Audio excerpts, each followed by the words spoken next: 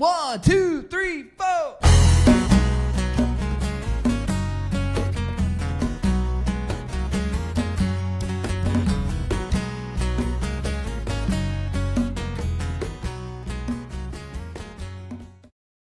Hello and welcome back to another edition of Lay It on the Table, the Southern Board Game Podcast with the accent on Southern.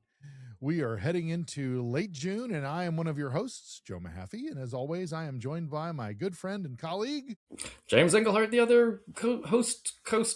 I don't know where that came from, but there we are. Space Ghost. Yeah, from coast to coast. There we go. Well, how are you, James? I'm doing well, sir. Summer heat has kind of settled in, so we're all adjusting to that. Yeah, it's really hot. Yes. I'm missing the snow from January.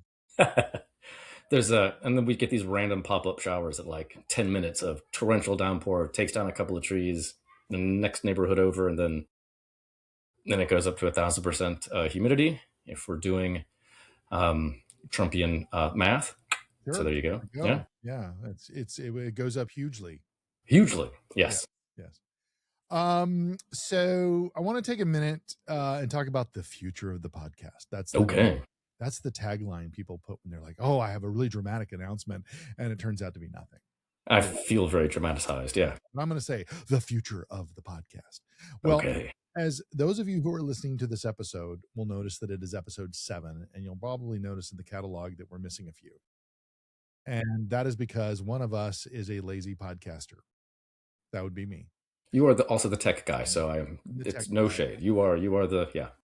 And I have been knee deep in the hoopla with a real world job and a home renovation and a broken foot. Yes. So and Morse code. Right. So I am discovering though that Riverside, the platform that we use to record, actually has some features that may make it easy for me to be less lazy and more automagic. So I'm exploring. I'm not just going to willy-nilly do it. I want to explore it a little bit, and hopefully we will have regular cadences of releases, and I may even be able to move our website over there, which could be interesting as well.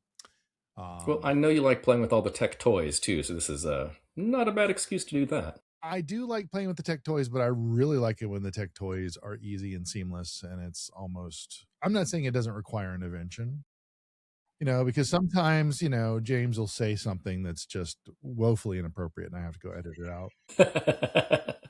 If you go back through the episodes, you can tell where I've done that. So I encourage you all to go back to our catalog and listen to every episode. And when you find where you think I have edited something that James said inappropriately out of the podcast, I want you to put it in the show notes and let us know that you found it. And if you found it correctly, I will send you a personal copy of Bone Willows. Bone Willows, yes. Absolutely. There you go. There it is. There's our contest. Let's see if that spikes us up in the ratings on the catalog. Anyway, so more to come on that. But I just kind of wanted to lay it out at the top of the podcast here, because y'all are going to be listening to it like, where you guys been? We've been recording. Joe's just been lazy. No, and busy, just busy as hell. Yeah. It has been pretty busy. I did just finish. While we're on that topic, I did just finish my intermediate CW Academy Morse code class. Excellent. And this weekend is the annual amateur radio field day from the ARRL, the American Radio Relay League. And nice. So I was in a park yesterday in the suburbs of Charlotte, North Carolina, and I did Morse code for an hour. Wow. And just this is one of the nerd moments that doesn't sound like it's a gaming. Although every connection we made, we earned points. At the end of this, there's a ranking, and we will see how we did nationally against everybody else that's been doing field day. I mean, so there's a game. Yeah, there's the game right there. Yeah, there's contesting is a big thing in ham radio, but we were not allowed to touch a frequency. The volunteers. No, that too. Yes. We were not allowed to touch on 40 meters 7.1.34. Okay. It was either 134 or 135. I don't have it in front of me, so I'm not absolutely sure. However, there was one frequency we were not allowed to use. Nobody in the country was allowed to use that frequency yesterday, because that frequency, well, that's not true. Nobody was in the country was allowed to use that frequency unless they were participating in Venezuelan earthquake relief, because that is the frequency that we are using Oh, okay. to facilitate messaging in and out of Venezuela. Wow, cool. And so that is really why ham radio exists, because it can do things that when the grid goes down and the power goes down, there are ways to communicate with people around the world. So that's fantastic. But that is that was yesterday. But that is not awesome. What we're here to talk about, James. So let's get over into the topic of the day, which let's start with some news and notes. Cool. I saw that you went to one of my favorite game stores in North Carolina. You have mentioned it before. So when my family and I, we went to the beach, Carolina Beach, just sort of south of Wilmington, North Carolina. Sure. Cape Fear Games was a place that I was like, okay, whatever else we do, I have a side quest. I want to go to Cape Fear Games. Is the sideboard still there? The restaurant adjacent to it? Yep. Okay. Yep. So great shop. Absolutely. Super fun. Really enjoyed it. It was the end of a long day. Emerson was kind of losing his mind, so I didn't get to spend as much time as I wanted to. But I did pick up this game over here, Three Ring Circus at Cape Fear Games. Off of their... It's all about how the government works, right? What? It's all about how the right. Yeah. Exactly. It's a Three Ring Circus. No, so it was on their sale shelf though, and I was like, fine, yeah, this is fantastic. I had my eye on it for a while, and so I was able to buy something from them and get out the door before Emerson absolutely lost his mind. So that's good. But I was thinking about that when I found an article on Board Game Wire that was about Red Castle Games in Portland, Oregon. And their owner had won the Small Business Person of the Year award from the Oregon chapter of the Small Business Association. Anyway, so it's been there for 16 years. It's gone through a lot of stuff. But what I liked about it is it kind of emphasizes what we talk about when it comes to great game shops. It's about diverse customer base, building loyalty, making your store a destination in the community. There was a lot of other businessy stuff, but I was thinking about the store issues and thinking about like events besides Magic. And they're like, no, we have summer camps who come in. You have summer camps that come into your game shop? That sounds awesome. And then like if game companies are having promotions and community events, like bringing people in. So, and it's reminded me just like, again, of all the good game shops that I've been in, kind of have that vibe. Like here's a calendar of all the stuff that we're going to be doing. And it seems like every night and every day there's something going on. And like centering yourself in a community, as a brick and mortar, right? That you're looking beyond, like anybody can go to Game Nerds or Amazon or whatever to get something quick and cheap, but you need to be that destination. And so thinking about that in terms of Cape Fear Games, which was, again, a lovely shop. I was glad that you had recommended it. I wished I had known you were there and you were going that way, because I worked with a scouting organization for 20 years, and one of my scouts lives in Wilmington, and his wife, because that was a long time ago and everybody's older now, his wife is the Pokemon card estimator for Cape Fear Games. Wow. Okay. That's a hell of a position to have, right? Well, I am your card estimator. Yeah. He probably does other stuff, but Yeah, and it was interesting too, because when you go in there, they've got the card game stuff. Yeah. They've got the regular tabletop and RPGs, but they also have in the back sort of more dexterity and mega dexterity. So nice crokinole boards, but also a lot of disc golf and this kind of stuff that I was like, yeah, this is what your community wants. And like, we're here for it. And here in Greenville at Boardwalk, they've got a lot of like darts. I guess there's a big darts community around here. So they have a whole section about darts. Darts are better than jarts. So yeah, so you don't die. Yeah. No, it was a great shop. And I would encourage people, anybody's in Wilmington, the North Carolina beaches on that side, absolutely stop in. Fantastic shop. It's a great shop right there on Oleander, down the street from the main mall. It's a great spot. And then they have the little sideboard, which is their little restaurant kind of thing where they have games on the The wall They that do. you can take down and just start playing while you're enjoying a beer or having a snack or whatever you want to do. So, Cape Fear Games, Wilmington, North Carolina, not a sponsor. Not a sponsor, but I would. So I was looking at looking for like board game cafes, and online it says that shop that cafe has closed somewhat permanently. That is not true. It is still open. You can go. You have to go through the game store, like you exit through the gift shop kind of thing. Yep. But yep, it's Good to know. they're doing well. It's been so my daughter graduated 2022, so I haven't had to go to Wilmington since then. So it's been a hot minute. It's still there. Yeah, it's great spot. Yeah, and then if you're going in the other direction, if you want to go to Pigeon Forge, Tennessee, you want to check out some Dollywood. Dollywood is the nation's favorite theme park, according to a recent survey, beating out the people in Anaheim, the Mouse Ears, Orlando. Yes. Yeah. Yes. Yeah. There would be a reason to go there.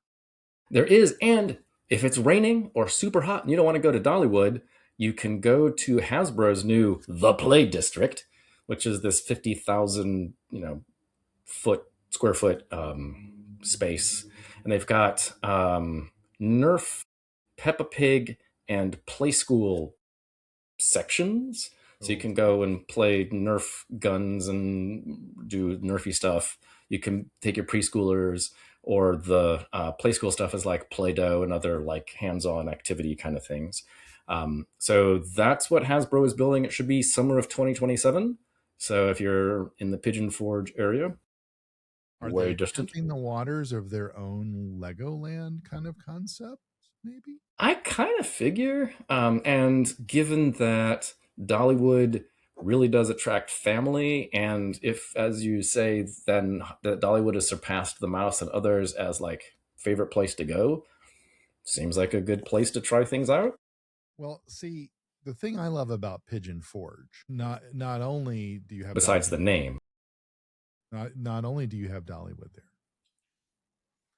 and there is an amazing craft loop between Pigeon Forge and Gatlinburg, where I have a whole series of Ale wine pottery coffee mugs that we've gotten there that are each uniquely made. nice. That we got on the craft route. But most importantly, it is the gateway to the Smoky Mountains. There you go. National Park. So if you're playing parks and you look at that card and go, oh, look, there's a bear. And then you're like, oh, you're in this park. And oh, look, there's a bear. There's a bear, just like the one on the card. Yeah. So it's great. It's a great spot to go play games. Yep. Yeah. And so Hasbro is branching out. And then the other piece of news I found that feels a little more, well, I guess all these feel kind of on brand because all things Southern we got there going on. But over in Europe, Awaken Realms has buying Thundergriff Games or acquiring Thundergriff Games. They're sort of matching up. So Awaken Realms does big splashy games, lots of miniatures, big chunky things.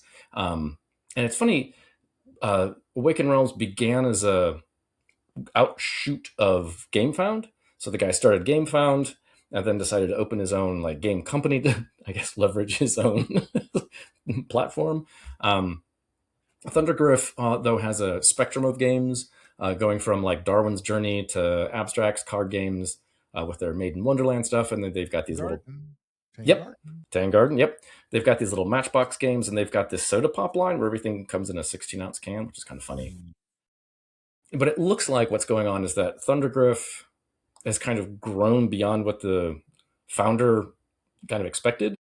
So they need like production and logistics support. And I think Awaken Realms wants to like expand their portfolio because they've got, again, the big chunky games. And like, we'd like to reach maybe a wider audience. So it feels like a good match. That's going to just something to keep an eye on. Yeah. Is Thunder, and I'm not 100% on this. I'm inferring something that has been implied. I know. And that is, I believe Thundergriff is a Latin American company, is it not? They were like Italy. They were Brazilian. Well, they've got some Italy designers. Yeah. Designers, but it seems to me that, and I'm not saying I know for sure, but I want to say that they're Brazilian or Argentinian. Okay, well I could be wrong. let's find out. And I only am trying to, because I've backed a number of Kickstarters with them, and maybe that's why maybe there was something in one of the Kickstarters that just either gave me the right impression and I'm correct, or the wrong impression and you're Sure. but, And I can't. I was scanning the article to see if I could validate. Yeah, I'm just looking at that too, because I have, with all of the Italian names, yes. I was just defaulting to Italy. Yeah, I don't know. That's a good question. Well, I don't know. I don't know for sure. Okay.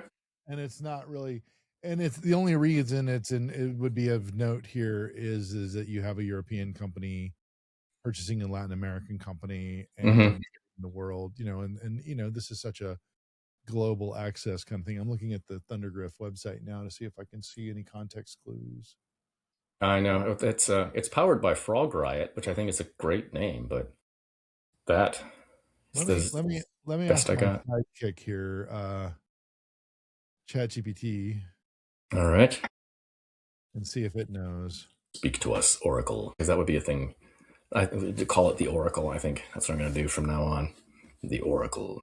Well, I have had a lot of good luck with getting good information out of it recently. Sure. Okay.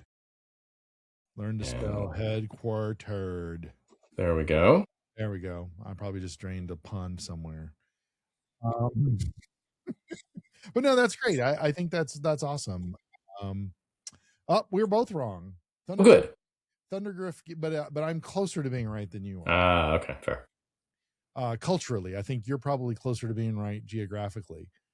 They are headquartered in Seville, Spain. Okay.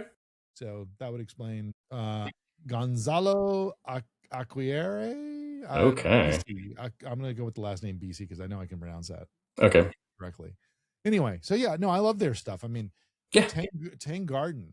And that we love that game. In fact, I bought the reprint that had the big box. So I technically have 2 copies of the game. Awesome. In that way, but it's an amazing. I don't know if you ever had a chance to play it. I have not. I've got Darwin's Journey. I've played that.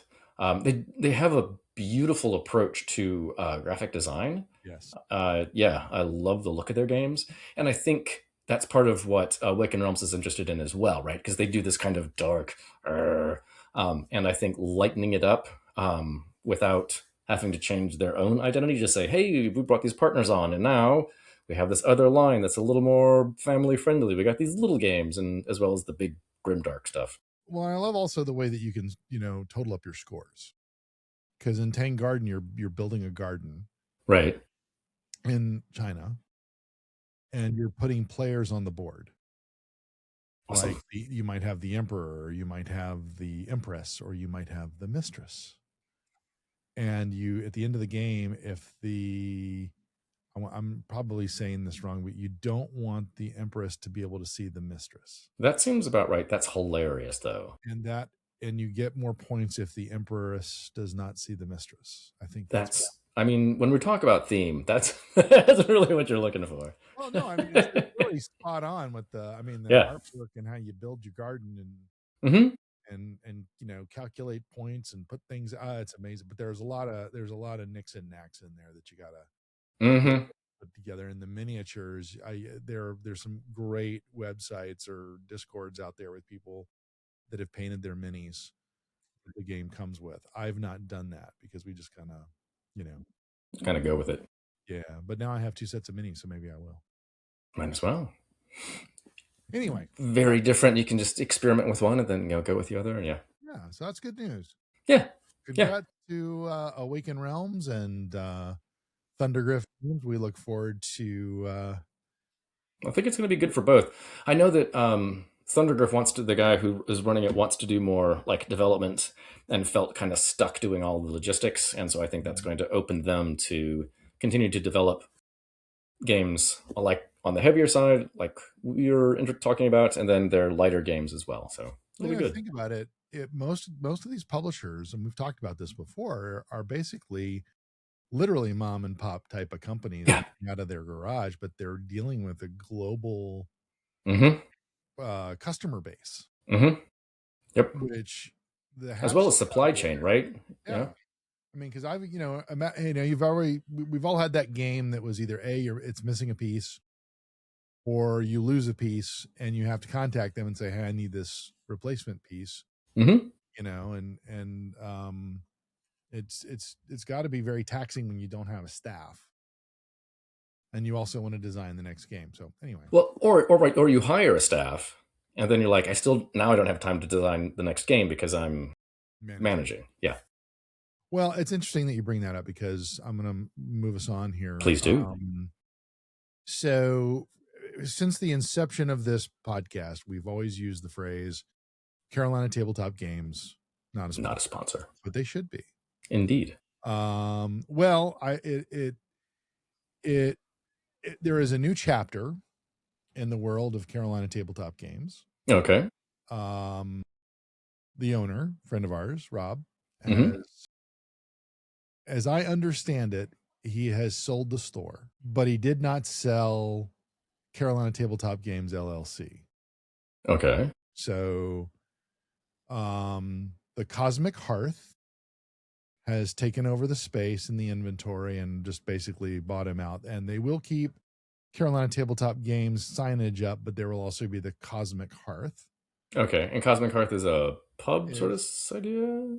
It's a board game store. It's a board game concept. They have 3 locations. Well, they have 2 locations in Charlotte. They're about to build their third, and so they have one in Concord. Okay. Near Concord Mills. That's their initial store.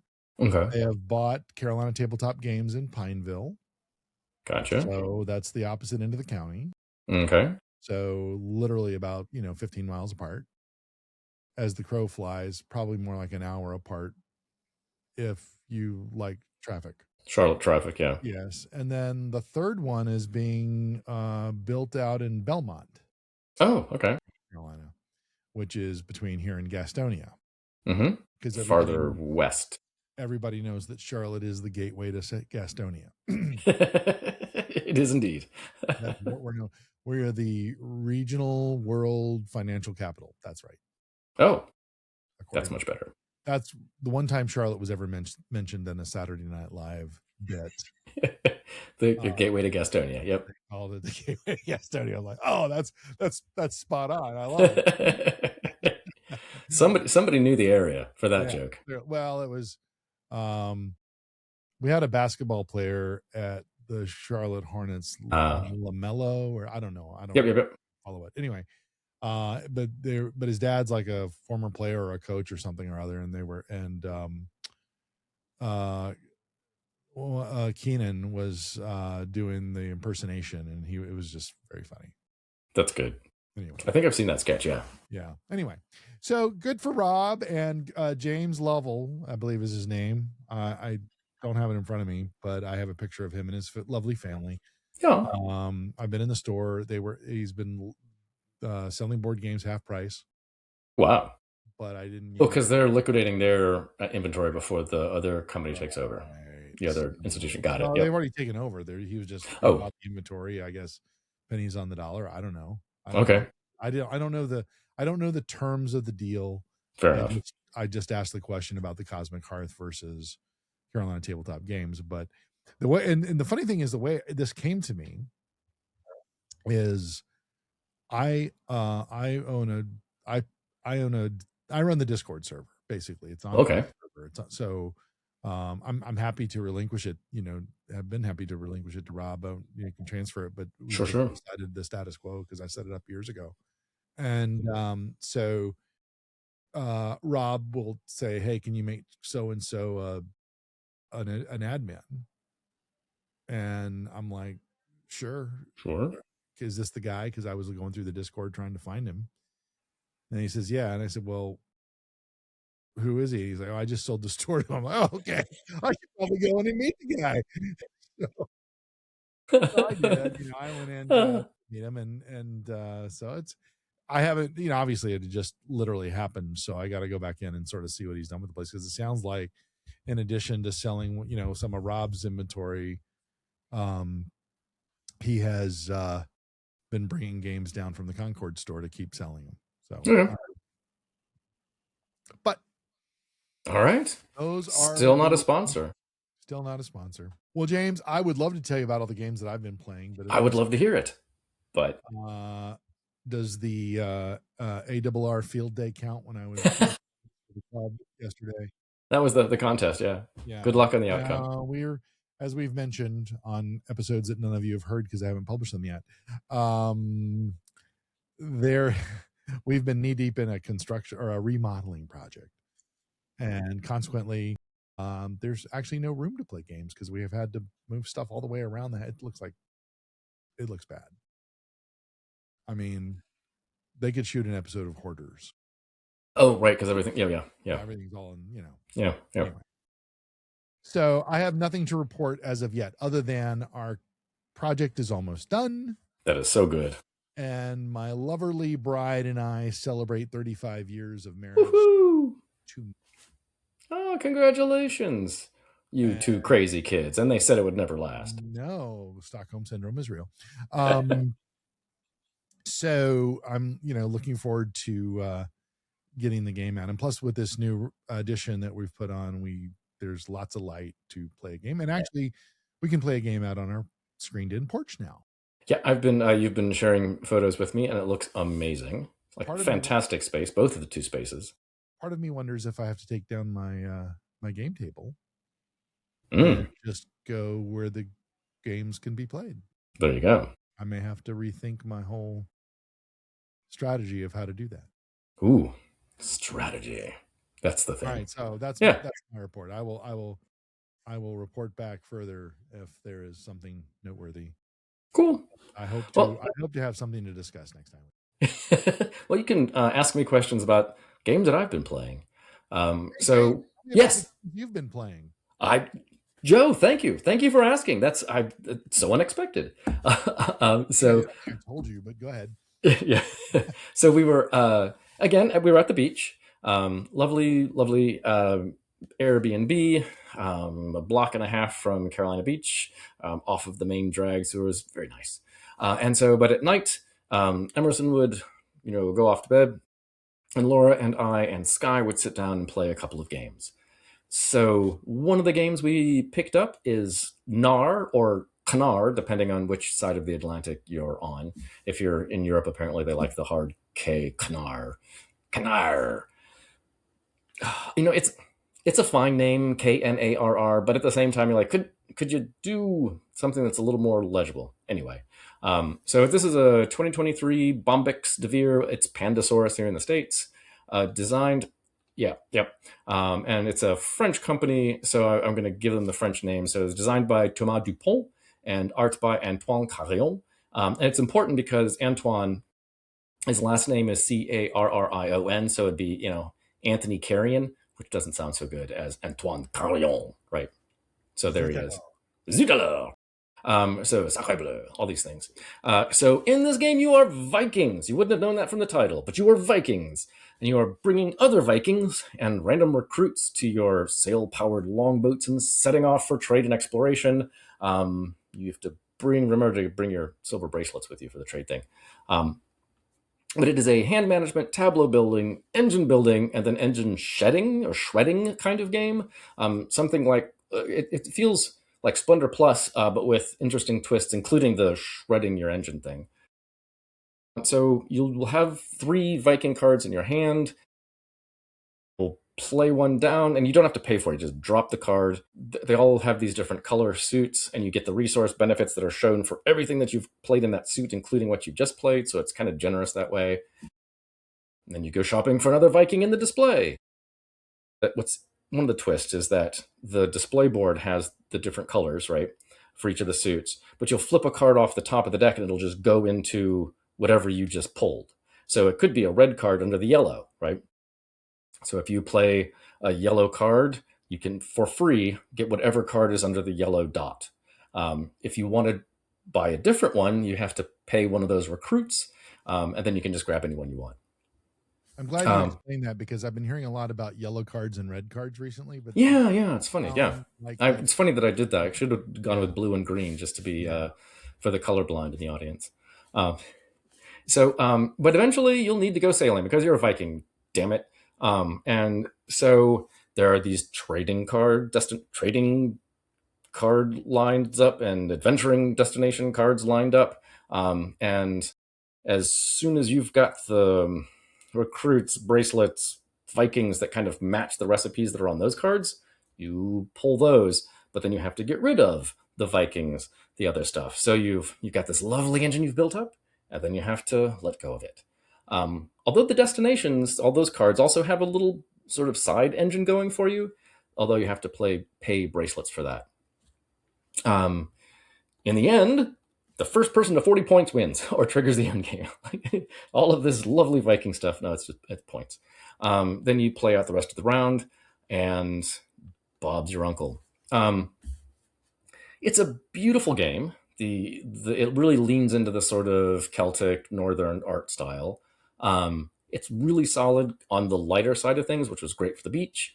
The decisions you're making are painful because you're like, oh, I really like how this stack of Vikings looks, but that card up there with the points is the one that I need. Guess I should go for the points. And it's also a sort of a timing challenge too, because you're like, okay, I've got this going. When do I start when do I build it up? When do I start tearing it down?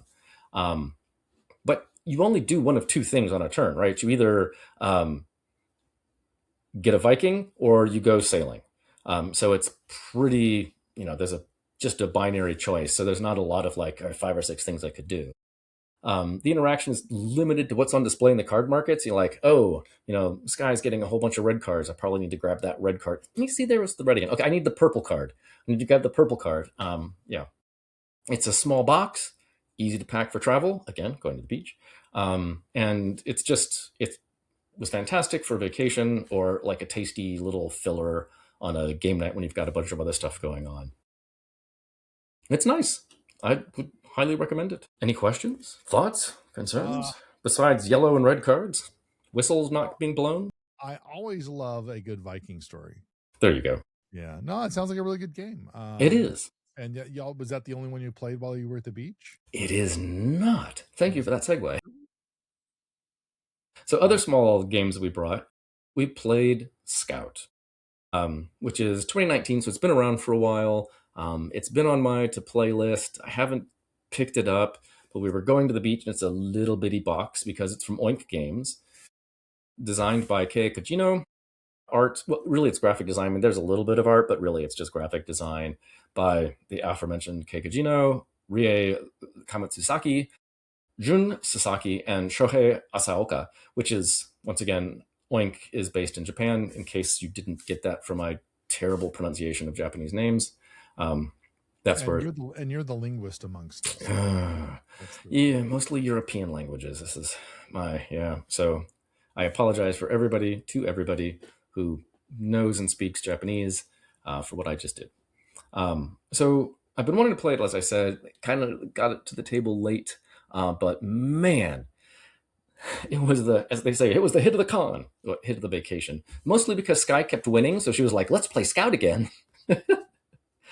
I won one game off her. Laura didn't win anything until we got home and we kept playing it. And Laura was finally like, yes, I've won a game. So tell Sky you're going to start calling her Scout. Yeah. Oh, yeah. Oh, that'd be good. Yeah. Kill a Mockingbird, all that kind of stuff. Yeah. Oh, yeah. So this is, I mean, have you played this, Joe? Do you know this one? I mean, you probably know it by reputation, right? I know it more by reputation. I've never played it. Okay. So it's a ladder climbing. It's a contemporary classic in the genre. I think it won the Spiel des Jahres, right? Or was a nominee, something like that. I wouldn't know. Okay. So you've got a deck. You adjust the deck according to the number of players, and then you just deal out the deck, right? So however many players you've got, you're going to deal it all out. And there are 2 tricks to this. One is sort of like Bonanza. When you pick up your cards, you never change the order. They stay there. But they are double-ended, right? So there's one number at the top and another at the bottom. And so you can, at the beginning, decide to flip your hand and see what that looks like, or go back. But once you've decided which orientation you're locked in. Well, that's interesting. Yep. And then you can't move anything. So you've got three things you can do. You can scout, show, or scout and show, which means you either, if you're going to scout, you grab a card that's already out there that someone has played down, and you can add it to your hand. And at that point, you can put it wherever you want at whatever orientation you want. Showing, and then the other person gets a victory point, Joe. The other thing you want to do is show. And this is where the sort of ladder climbing comes in. You have to have a higher show than what is out on the table already. So either more cards or more whatever. But you play adjacent cards from your hand, 2 2s, 3 3s, whatever, 1 2 3, 3 2 1, out. So you're having to manipulate by like grabbing stuff from the board or playing those shows out. So you can bring like, maybe you can play a single card. Like, I'm going to put this one out so I can bring these 2 6s together, right? Like you would do in Bonanza. Like, I'm going to give you a card. You're going to get a bean field because you're going to take the damn wax beans, right? And then, of course, the scout and show means that you grab a card out there and then put down a better show. You end the round. If you go out, like I put down a show and my hand is empty, the round ends. Or if it comes, I play a show out and it comes back to me and it's still that. Nobody has cleared that off. Then you get negative points for cards in hand. You play 3 rounds. Whoever has the most points wins. It's a fantastic beer and pretzels game. Scout is supposed to be about circuses, but I'm looking at that. Yeah. I see I'm looking at the box. Yeah. I see the motif. Mm-hmm. But the way you've described it. Yeah. Yeah. It's the very lightest whiff of theme. It's like, the sparkling flavored sodas where they just run through a field where a circus used to be. Well, now keep in mind, you've already implied that the designers are not necessarily Western. Right. And culturally, that may be very appropriate. And I mean, I think you could have done whatever theme you wanted to, and it's kind of fun. All the cards have names, and like, here's Carlos, the trapeze artist, and here is, Charlotte, the unicyclist. But it's in like 8-point font on the card, so it's not even really taking things over. Magnifying glass feature of your phone. Got it. Yeah. Or be like under the age of 30. Well, there's that too. Yeah. Or you could get the new Jamie's already set the trend of large cards for fans, so maybe that's what will be next. Will be scout for seniors. So it's fantastic, and it is, if your family is used to playing like any sort of traditional card game, I think particularly in the gin and rummy tradition, it's fabulous. It's got just a couple of little twists. It takes a hand or two to kind of get settled on like how that works, and then as you do. Yep. And then it's just fantastic, and it's very accessible, and again, tiny box. If you're traveling, it's a good one.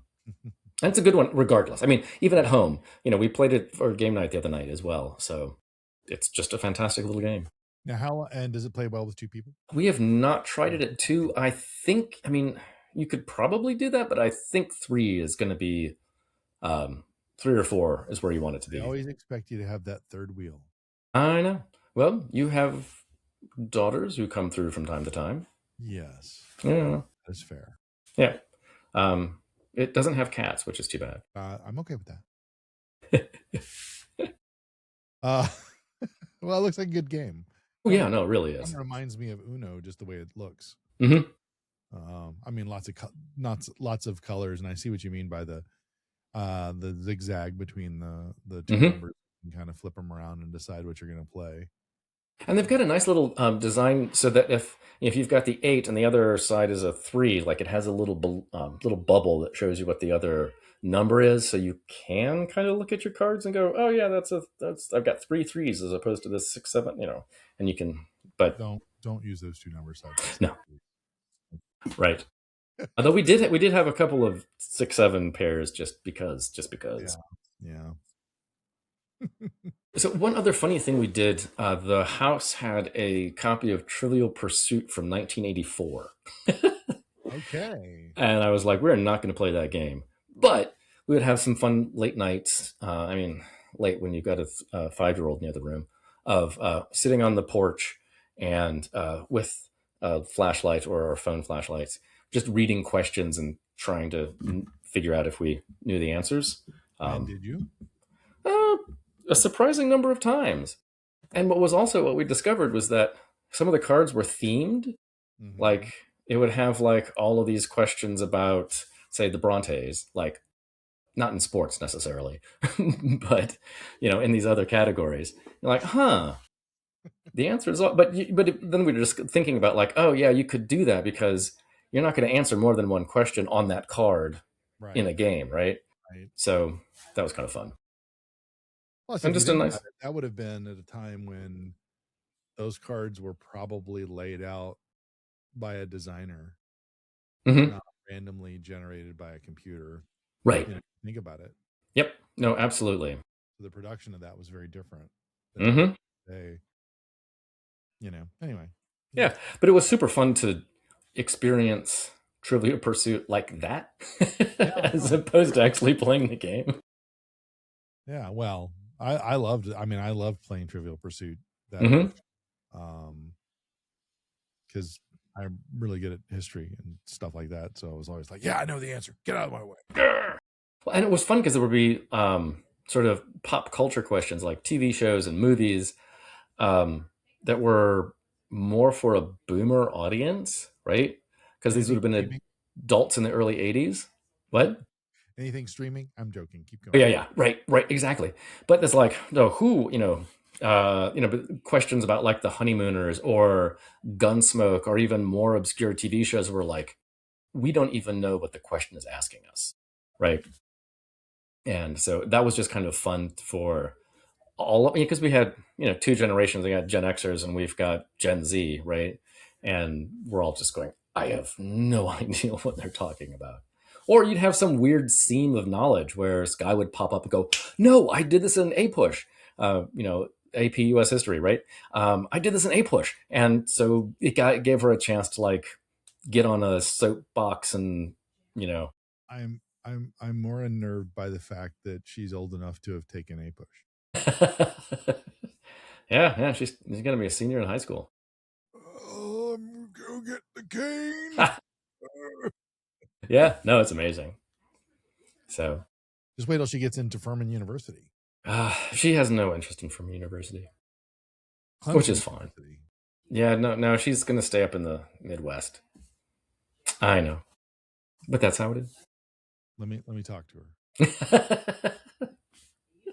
How would you like to go an entire school year without snow? I was talking to incoming first years, a couple of them from like Chicago, Massachusetts, Denver, and I'm like, winter is about to go bye-bye. We live on the far side of the isothermal belt. Look it up. We do. Oh yeah. It's going to be comfy. Well, it's going to blow your mind. One of the reasons that they have so many of the data centers in North Carolina along that 321 and 74 corridor is that isothermal belt. As they're pretty much guaranteed they're not going to get a hurricane or a bad blizzard. Yep. Which is important for a data center. It is. Anyway. So I have maybe one more to talk about. Yeah, sure. Go ahead. Cool. So we got home. It was good. And then Sky was still here for game night. And as I mentioned, I went to Cape Fear Games and picked up over my left shoulder 3-Ring Circus. Somehow this is an episode about circuses. So this is a 2023 game from Devere and others, and again, sort of a smallish box. Yeah. Joe can see this behind me in the lovely, the lovely size of Devere boxes. Yeah, Devere's great. I mean, that's the makers of Rock Hard 1977. Exactly. Many others, but yeah. Yeah, and I love Rock Hard's got a like traditional like Ticket to Ride size box, and I love these little smaller ones where that was also a concern, like going to Cape Fear, like can I find something smallish that I really am interested in that's going to be right? So this was fun. This is right 2023, Remo Canzadori and Fabio Lopiano, art by Edu Valls. So. And it's kind of cartoony art, but it's super fun, and very much leaning into the circus thing. Yeah. So this is a heavier game than what we've talked about so far. Knar and Scout are little bitty, very light. So this is what I was happy to dive into. It's not. It doesn't play super long, and it's not super crunchy, but it's got a lot going on. So that was good. We had 4 tables of gamers for game night, so this was good for like people like going home with their spouses. So Scout's supposed to be about circuses. This is very much about circus life, mid 19th century, as P.T. Barnum and James Bailey were trying to build the greatest show on earth. TM. You've got a main board, you've got player boards. The main board is a map of the upper Midwest and the Rust Belt with a little bit of southern New England.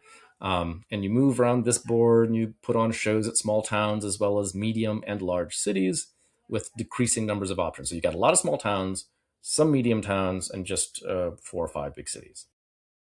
Your player board has your 3-ring circus or rows. It's, like Wingspan, you've got your 3, rows there, where you put your performer cards and you line them up. You hope for beneficial combos, and you're also trying to fulfill the interests of crowds in medium and large cities because they like particular performers.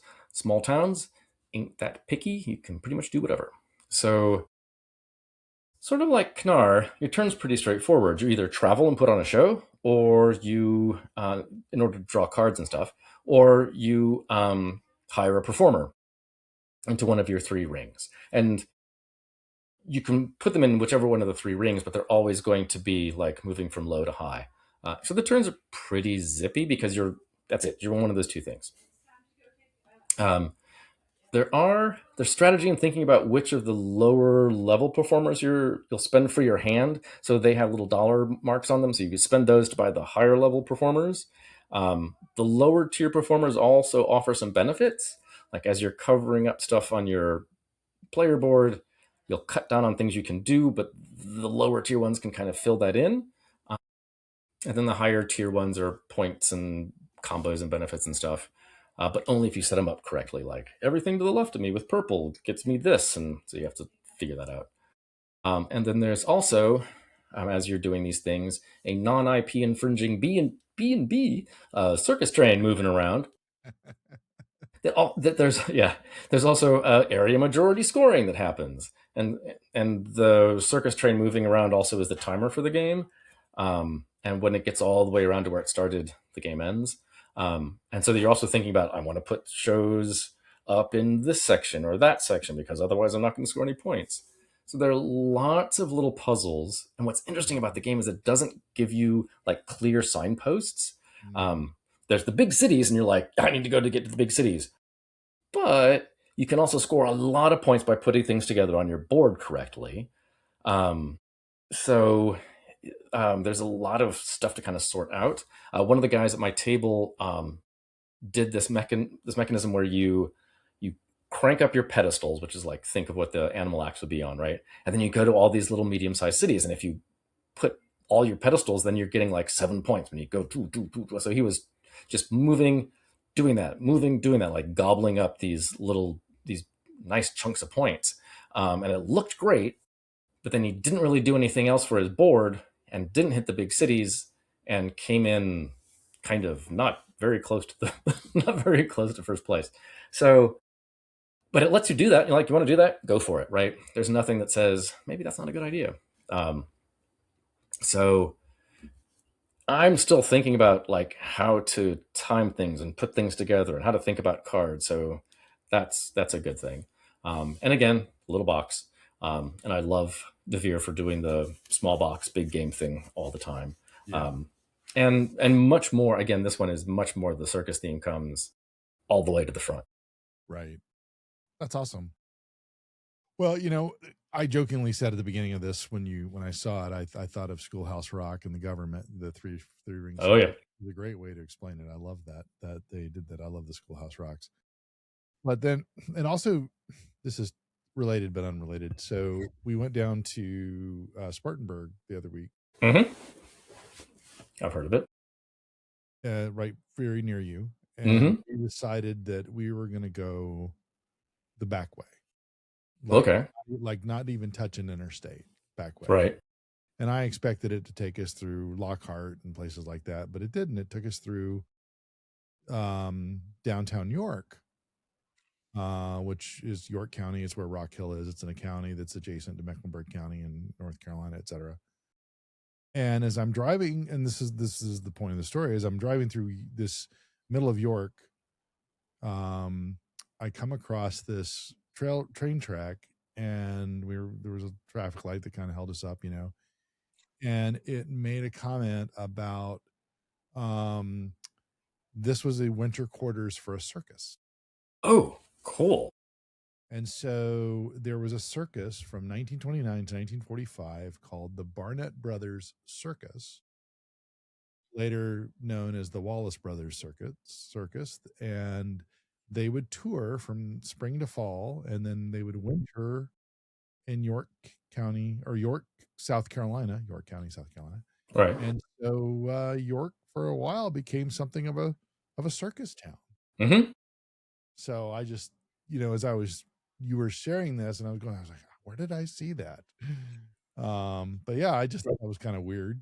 Because that's a pretty darn, York's known for a lot of things. It was a lot of Revolutionary War Yep. battles took place there. That whole movie, The Patriot, with Mm-hmm. Mel Gibson, was filmed there because it Awesome. was like being on location. It was one of the locations. Mm-hmm. So anyway, And there's a little circus that comes to town here in outside Greenville, and there's this sort of large strip mall kind of thing, and this circus kind of sets up in the parking lot, and it's got a modest big top. So yeah, they're still out there. I mean, the Cirque du Soleil, when it was really touring, yeah. was like that as well. Yeah, they So yeah, Charlotte every now and again, what they set up at the Speedway. right on. When I saw them in Atlanta, and they set up in a field. I don't remember where, but it was that. And then I saw them in Fairbanks, the one at that point the only time they'd been to Alaska, but they set up in the Civic Center in the middle of Fairbanks. Yeah, so I mean these the history of circuses is really interesting, and they also in the book, the rule book, there's a paragraph that's like the elephant that is titled "The Elephant in the Room," because they have these animal acts that are cards that you're playing, right? And I say, okay, here we know that circuses in the 19th century and later did terrible things to animals. We recognize this. If and they have an alternative pack of cards that if this is an ethical concern for you, like playing a game that has this sort of material in it, that you can buy this and play. They have just more human acts instead. So they do sort of acknowledge and touch on the odd things that and well, just torture that they did to animals in that era. So that was an interesting thing too. Yeah, interesting. Mm-hmm. I would, my feelings about that are, I like that they acknowledge it because it happened. Mm-hmm. Can't put the genie Exactly. back in the bottle. Right. And I wonder if there was a statement about how far they've come also since then.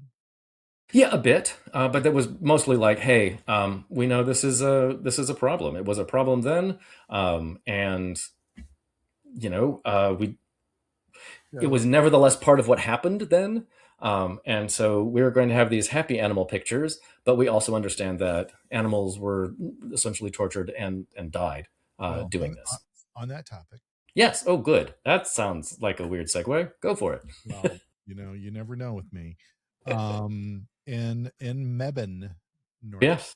North Carolina, there is a place called the Conservators Center. It'll be very near the Buc-ee's that's being built there. The Conservative Center, and what they do is they rescue illegal circus act animals, and they give them a place to live out their life where they're very well taken care of. That is good. I've been there a few times. A good friend of mine's on the board. Cool. And when Sarah was a little girl, I got to take her and her friend up there to see it, and they got to play with a baby white tiger. Aww, that's super sweet. When I found out I wasn't just allergic to domestic cats. All the cats. All the cats. Big cats, big allergies. Yeah. And I had an incoming student from Mebane. So her and her parents, I was like, Mebane, like, you know how to pronounce it. So yeah. It's not me, Bane. No, it is not. Not me, Bane. Mebane. Yeah. Going to be the home of the North Carolina Buc-ee's. Oh boy. Yeah. Oh, hey, something that is not on our agenda, but I thought I would share since I got it today or yesterday, day before. I see that. That's to GenCon. Yes, GenCon. That's what all the cool kids call it. 4-day pass to GenCon, so I'm looking forward to. Now, when are the dates? This is the end of July, like the last 2 days of July and the first 2 days of August. Excellent. Yep. Like Thursday through Monday. Yeah. Yeah. Or Thursday through Sunday, and I'll be there another day or two with a friend of mine. So yeah. Very cool. Yeah. Well, looks like you've been spending some money on Kickstarter. I have not, but I had some. Just in case we wanted to talk about a couple of last games, there's Space Base behind me. A friend of mine from Game Night loaned that to us, and then Trailblazers is over there. That had also come to Game Night a couple months ago. I misunderstood where they. Yeah. Okay. Yep. And so that one of the folks from Game Night brought this and was like, "Laura, you wanted to play this game? Here you go." So, yep. We'll talk about it on future things episodes. Absolutely. Yep. What do you call this again? Well, I do. Okay, you got another point. I'm sorry. No, I was just like, it's the box right there. Yeah. I see. Well, I did want to point out, I did throw this in the chat because we started this talking about some of the games that I have been playing. Right. Radio games. Yeah. Well, there's one coming up that I'm very excited about that I will be doing. So from July 1st to July 7th is the annual 13 Colonies special event. That's awesome. And what you try to do is every one of the colonies has a unique radio call sign. Okay. K2A is New York, and it goes all the way down to K2M. You know, they're not in alphabetical order. I'm not really even sure the order that they're in because they're not even in the order that they joined the union. But the idea is you want to try to make contact with each of the 13 colonies, and you can do it on any band you want. I'm going to try to do it with Morse code because that's just the way I want to do it. But you also have 3 other people you have to connect with. One is William Penn. That's his call sign is like WM3PEN. Nice. And then there's a Great Britain one. So you can. I was going to say there's got to be something across the pond, right? There's a Great Britain one, and then there's one other. So anyway, that'll be a game I will be playing because you have 7 days or 7 days to connect. And since it's our 250th anniversary or birthday of the Declaration of Independence, really. Yeah. So it'll be very exciting. In fact, my HOA has approved me to put a flagpole in my front yard. Oh, there you go. That just might have a wire coming out of it. You call it a flagpole. I call it an antenna. I followed the rules. Mr. Mahaffey, I don't see any flags there very well. Yeah. Well, I'll put a flag on it. I got no problem with that. Oh, yeah. You should get a collection, like get a meeple flag, I mean, I'll keep the American flag up there and I'll light it. But I have I got a Blue Ribbon Warrior flag too. Oh, yeah. Speaking of which, the booty, what is 24 hours of booty. There we go. Yes. which is a bicycle event for those of you who are hearing that phrase and not really sure what that means. 24 hours of booty. All right. This is this doesn't have a mature rating on it. Yeah. I am cleared to ride from the doctor with my foot. Awesome. So yeah, it's the last weekend in July, probably while you're off at Gen Con gallivanting. And my team we were getting close to the top 10 of fundraising. Good. You probably got a note from me this week on that, because the system will just say who hasn't donated in the past, and send them a nice note. So this is a fundraiser for colorectal cancer, right? Well, it's bigger than that, actually. Good. Okay. Awesome. The proceeds go to benefit Levine Children's Hospital and Levine Cancer Institute. Oh, okay, cool. And Levine Children's Hospital is where we're going to be doing that International Space Station contact later this fall from the radio club. Has nothing to do with this race. No. But the money that we raise goes there, and the Levine Cancer Institute is the organization that treated my cancer that I'm almost 5 years no evidence of disease on. Awesome. And also they did some treatments with my brother when he was alive. So it's an organization that's, where Charlotte's very fortunate to be a medical hub. Really, there's lots of great medical facilities here, whether you're in cardiovascular distress or cancer, or even if you have broken bones. They've got an amazing trauma center at Atrium and Novant as well. They're both stellar hospitals. But the Levine family, that was the family that founded and ran Family Dollar, and okay. brother founded and ran Pick and Pay Shoes, if you remember that old brand. I do. And they have just been great benefactors to the city of Charlotte. Awesome. A number of museums, and in fact, I think they've even supported like the International Holocaust Remembrance at Queen's University, and which is now part of Eton College, I guess. But anyway, it's they've done great things in Charlotte, and Levine Cancer Institute is really cool, and the Children's Hospital, and it's interesting. Ryan Seacrest has a Seacrest studio in Levine Children's Hospital, because that's what we're doing the broadcast to the satellite, or to the International Space Station with. Okay. So yeah, it's a very interesting facility all the way around. But good stuff, good program.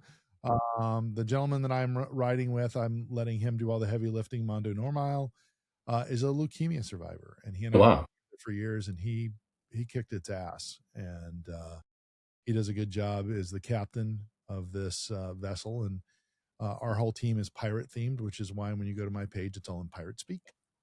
That's hilarious. So, and we really lean in on the booty kind of. Awesome. Perfect. Yep. And there's a couple events here where Mondo will actually cosplay as a pirate, so I think I need to put together a pirate outfit. You got to. Yeah, absolutely. So anyway, I could do a Smee. Sure.